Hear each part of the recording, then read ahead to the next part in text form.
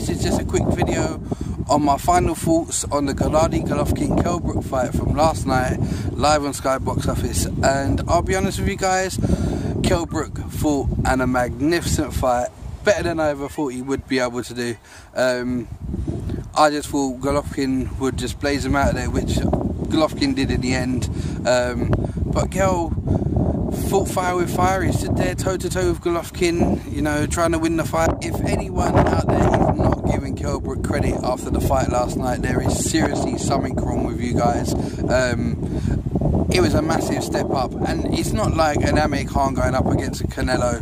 Canelo does not hit as hard as Gennady Golovkin, and Kell went in there, fought fire with fire, and he was in the fight. When it got stopped through him breaking his eye socket, Kell was ahead on the cards, you know, so he went in there, he fought an amazing fight. But Gennady Golovkin, as I said before, with all these faults that he's got, and he does make mistakes, that his power is the difference. And you could see it in Golovkin's face, you know, at the end of a couple of rounds. He did not expect Kell Brook to fight that sort of fight. At times you could tell that Golovkin was just really amazed at what Kell Brook was firing back at him, you know. So, you know, it is a win for Golovkin. Golovkin does go on. He is the king at middleweight, and probably one of the pound-for-pound best boxers in the world now, if not the best boxer in the world. I don't see what else is left for him at middleweight. He wants the Billy Joe Saunders fight, as he asked for at the end of his interview. He wants to sweep up the division, and I could see him moving on to super middleweight after that. Where do I see Kell going for now? Can he go back to 147? I don't think he can. I think Kell's realised now that he's got a future outside of 147. Maybe 154 is the best weight for him. I think he could really do a good job in 154. I know there's a lot of people in that division that are talented fighters. With the 147, I could only see him now going back to 147 for the Amir Khan fight. I couldn't see him going back to 147 for anything else apart from the Amir Khan fight. Will that fight happen? Maybe it will. Maybe it will.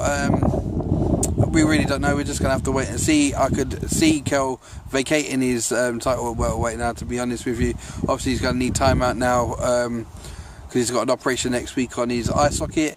And yeah, so this is just my final verdict on the fight. I'm not going to go on for long, because if you guys see my video, I posted up the whole fight's on there with my reactions to it. I just feel that Kell put on a great performance. He needs to be given some credit for the performance. He didn't need to go up and take on people like Golovkin. Eubank Jr.'s come out shutting off his mouth going, why don't you fight someone who's a true British middleweight now? And do you know what? After watching that, Eubank's got the speed, so he could do a number on Golovkin. Golovkin, I think that's what it was with Golovkin. He could not handle Kell's speed and movement. Golovkin enjoyed fighting over here in front of the British public, so he's happy to come back. I think he would happily come back here and fight Billy Joe Saunders, and I think he'd quite happily come back for the Eubank fight as well.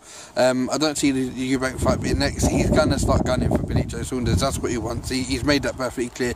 He wants the WBO title. So, you know, I like Billy Joe Saunders, but I have to question, what has he done lately? When's he back out? October on the undercard of something.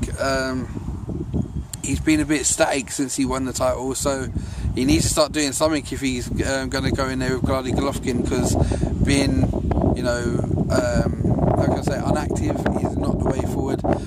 So hopefully Kell Brook now will move on to bigger, better things. He's had that elite fight. He knows he can mix it up at that level. Golovkin moves on to bigger and better things as well.